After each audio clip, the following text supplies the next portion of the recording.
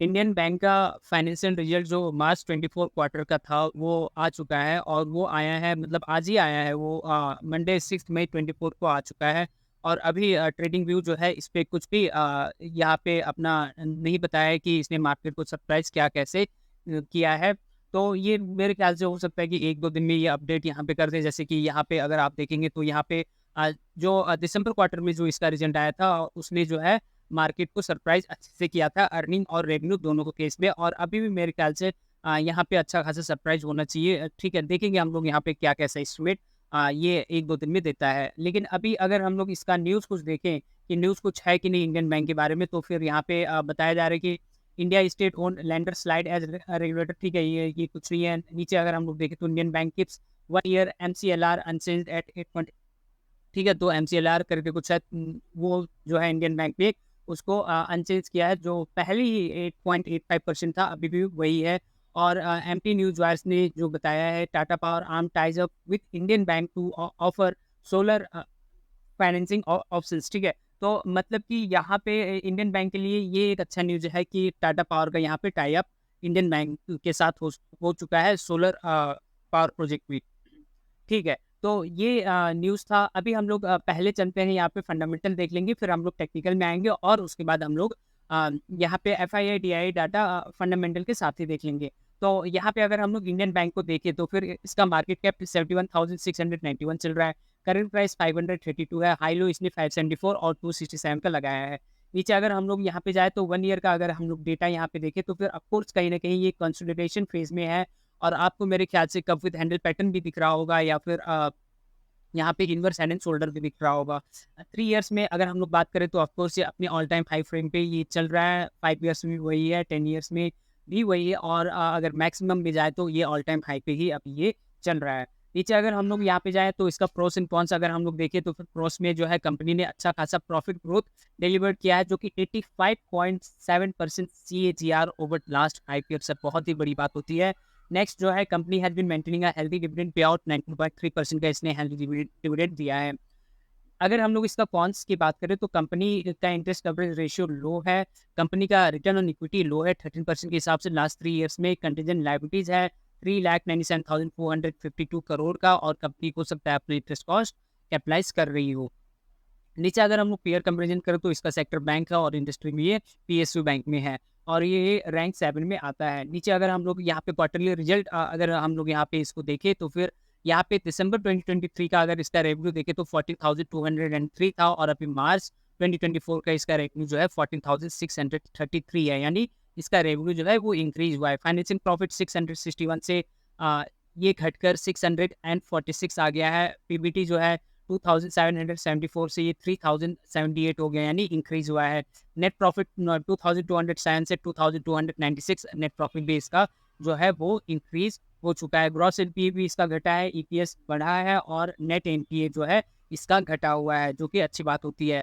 Q basis पे तो इसका क्वार्टर रिजल्ट अच्छा है, फाइनेंशियल रिजल्ट अच्छा आया है। एक बार हम लोग इसको वाई वाई बेसिस पे भी देख लेते हैं, तो वाई वाई बेसिस पे मार्च 2023 का लेंगे और मार्च 2024 का हम लोग यहाँ पे एनालिसिस करेंगे। रेवेन्यू जो है मार्च 2023 में 12,255 था, जबकि अभी 14,633 हो चुका है, यानी इंक्रीज हुआ है। फाइनेंसिंग प्रॉफिट मार्च में ये लॉस में था -683 और अभी देखिए ये +646 में है। ये बहुत बड़ी बात होती है। पीपीटी 1477 से ये हुआ है 3078। ऑफ कोर्स ये ऑलमोस्ट क्या हो चुका है, ये डबल हो चुका है इसका प्रॉफिट बिफोर टैक्स जो है इसका डबल हो चुका है। नेट प्रॉफिट जो था इसका 1520 था और अभी 2296 हो गया है नेट प्रॉफिट। तो ऑफ कोर्स यहाँ पे कहा जा सकता है इसका क्यू बेसिस पे भी इसका रिजल्ट काफ़ी अच्छा आया है और वाई ओ वाई बेसिस पे भी इसका रिजल्ट काफ़ी अच्छा आया है। अगर हम लोग यहाँ पे F I I D I data अगर हम लोग यहाँ पे देखें तो यहाँ पे अपने को ये दिखता है कि दिसंबर 2023 में 73.84% था और अभी मार्च 2024 में इसका 73.84% ही है। एफआईआई जो है 5.89 से 5.29 स्लाइटली डिक्रीज किए हैं, लेकिन डीआईआई जो है उसको कंपनसेट किए हैं, मतलब 15.84 से वो 16.95% यानी इंक्रीज हो चुके हैं। पब्लिक 4.44% से 3.93% पब्लिक यहाँ अपना स्टेक डिक्रीज की है। तो ये था फंडामेंटल और एफआईआई डीआई डेटा के हिसाब से मुझे लगता है कि यहाँ पे अच्छा खासा फंडामेंटल भी है और एफआईआई डीआई प्रोमोटर्स डेटा भी यहाँ पे ठीक-ठाक ही हैं। अब हम लोग चलते हैं यहाँ पे इंडियन बैंक का टेक्निकल एनालिसिस कर लेते हैं कि monthly time frame, daily time frame और वीकली टाइम फ्रेम पे यहाँ पे क्या कैसा अपने को पैटर्न दिख रहा है, वहाँ पे कैसी अपॉर्चुनिटी अपने को दिख रही है। हालाँकि इसका फंडामेंटल रिजल्ट अच्छा है।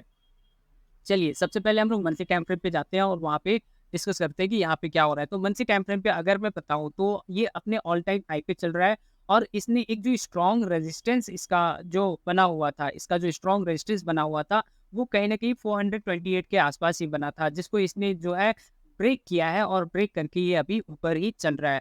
तो क्या अभी मंथली टाइम फ्रेम पे अगर आप इसको ट्रेड या इन्वेस्ट करते हैं तो क क्या अभी यहाँ पे चलना चाहिए? मेरे ख्याल से यहाँ पे चलना चाहिए, जाना चाहिए, इसमें बाय करना चाहिए।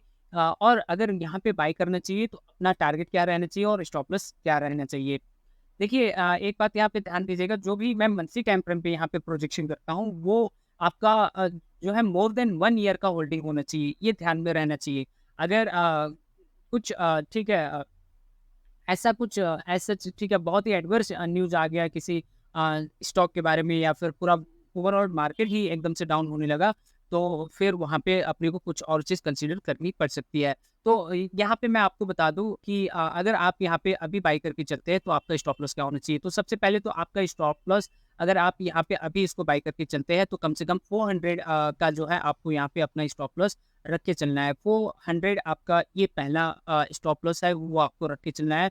तो टारगेट क्या रहना चाहिए? टारगेट जो है आप जो है यहाँ पे जब तक ये जो ग्रीन लाइन दिख रही है इसको 10 ईएमए कहते हैं मंथली टाइम फ्रेम पे। तो जब तक इस 10 ईएमए के ऊपर ये क्लोज हो रही है, आप इसको राइड करते जाइए, ठीक है? चाहे वो 2 साल तक रहे, 3 साल तक रहे, ठीक है? आप इसको राइड करते जाइए।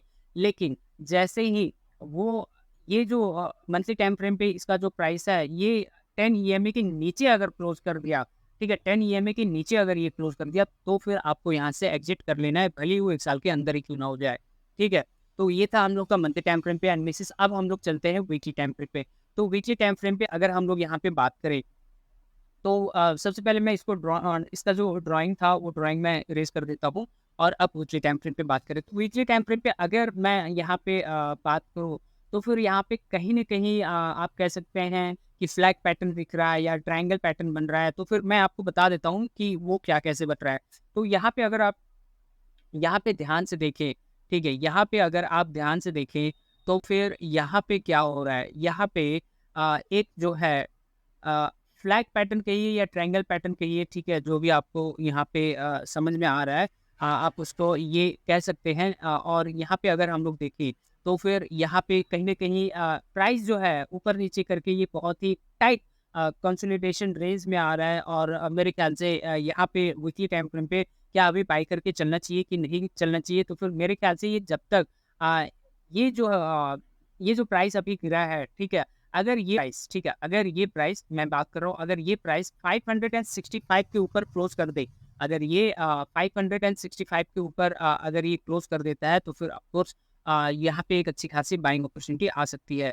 तो एक बार फिर से यहाँ पे समझते हैं वीकली टाइम फ्रेम पे जब तक 565 के ऊपर वीकली टाइम फ्रेम पे क्लोज़ नहीं करता है, यहाँ पे कोई भी बाइंग अपॉर्च्युनिटी नहीं है, ठीक है? और अगर क्लोज़ कर देता है इस हफ्ते, दूसरे हफ्ते, तीसरे हफ्ते अगर कभी भी क्लोज़ करता है तो फिर वहाँ पे अपना टारगेट क्या होना चाहिए और स्टॉप लॉस क्या होना चाहिए उसकी बात कर लेते हैं। तो टारगेट जो है आपको यही 10 ईएमए को आपको राइट करना है। आप जो है दूसरा ऑप्शन भी ले सकते हैं। ये जो आपको ब्लू लाइन दिख रहा है वो 21 ईएमए है, 21 ईएमए को भी राइट कर सकते हैं, चॉइस आप पे है। और स्टॉप लॉस इसका कितना रख के चलना चाहिए, तो मेरे ख्याल से आपका जो स्टॉप लॉस यहाँ पे होना चाहिए वो 465 जो है आपको यहाँ पे अपना स्टॉप लॉस रख के चलना चाहिए। तो ये बात हम लोगों ने वीकली टाइम फ्रेम पे कर ली। अब हम लोग चलते हैं यहाँ पे डेली टाइम फ्रेम पे। तो डेली टाइम फ्रेम पे यहाँ पे क्या कैसा पैटर्न बन रहा है उसकी भी हम लोग चर्चा यहाँ पे कर लेते हैं। तो अगर हम लोग यहाँ पे ध्यान से देखें तो फिर ऑफ कोर्स यहाँ पे एक बहुत ही अ, स्ट्रॉन्ग रेजिस्टेंस यहाँ पे प्ले कर रहा है, ठीक है? बहुत ही स्ट्रॉन्ग रेजिस्टेंस यहाँ पे है जो कि 562 के आसपास है, ठीक है? तो मेरे ख्याल से मेरा मानना ये है कि यहाँ पे अब एंट्री कब लेना चाहिए? हालाँकि फंडामेंटल अच्छे हैं तो एंट्री कब लेना चाहिए? तो यहाँ पे एंट्री आप 2 तरीके से ले सकते हैं। मैं दोनों तरीका आपको मैं बता देता हूँ। एक पहला एंट्री तो ये है कि ये जब तक 562 के ऊपर डेली टाइम फ्रेम पे क्लोज़ ना कर दे तब तक एंट्री नहीं लेंगे, ठीक है? अगर क्लोज़ कर देता है तो फिर वहाँ पे अपना स्टॉप लॉस और टारगेट क्या होना चाहिए मैं बात कर लूँगा। दूसरा ऑप्शन जो एंट्री का है वो मैं आपको यहाँ पे बता देता हूँ। तो दूसरा ऑप्शन क्या है? तो दूसरा ऑप्शन अगर हम लोग यहाँ पे देखें, ठीक है? यहाँ पे अगर हम लोग दूसरा ऑप्शन देखें एंट्री का, तो वो ये है कि अगर आप यहाँ पे ध्यान से देखेंगे, तो फिर यहाँ पे क्या हो रहा है कि यहाँ पे पहला सपोर्ट यहाँ पे लिया, दूसरा सपोर्ट इस ट्रेंड लाइन पे लिया, ठीक है? और तीसरा सपोर्ट अब फिर से इस ट्रेंड लाइन पे यहाँ पे ले रहा है। तो अगर ऐसा कुछ हो रहा है, ठीक है? मान लीजिए अभी मार्केट डाउन चल रहा है और ये इंडियन बैंक भी डाउन चल रही है और डाउन चल के मैं आपसे बात कर रहा हूँ, डाउन चल के अगर मान लीजिए ये जो है इस तरह का पैटर्न बनाए, मतलब हैमर टाइप का कोई पैटर्न बनाए। मान लीजिए हैमर टाइप का कैसा पैटर्न, ठीक है? मैं आपको वो बता देता हूँ कौन सा पैटर्न हैमर हैमर टाइप का बनना चाहिए।